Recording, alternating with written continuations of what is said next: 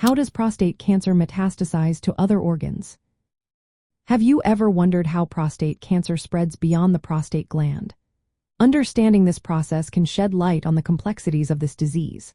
Prostate cancer metastasizes, or spreads, through a series of biological steps that allow cancer cells to invade, migrate, and colonize other parts of the body. The most common sites for these metastases are the bones, particularly in areas like the spine, pelvis, and ribs. Other sites can include lymph nodes, and less frequently, organs such as the lungs and liver.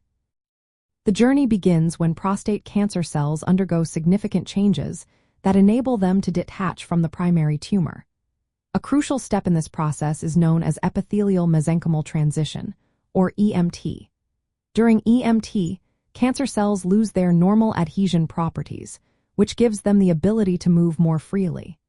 This mobility allows them to invade surrounding tissues and enter either the bloodstream or the lymphatic system. Molecular factors like TMPRSS2 and androgen receptor signaling play important roles in facilitating this invasion and helping cancer cells survive during the metastatic process. Once these cells are in circulation, they travel through blood or lymphatic vessels to distant sites in the body. A common destination for prostate cancer cells is the bone marrow microenvironment. Here, they interact with bone cells and surrounding stromal cells, disrupting normal bone remodeling. This disruption occurs because the cancer cells stimulate osteoclasts, which are responsible for breaking down bone, and osteoblasts, which build bone. This creates a favorable environment for tumor growth. At the metastatic site, prostate cancer cells have developed ways to evade the immune system.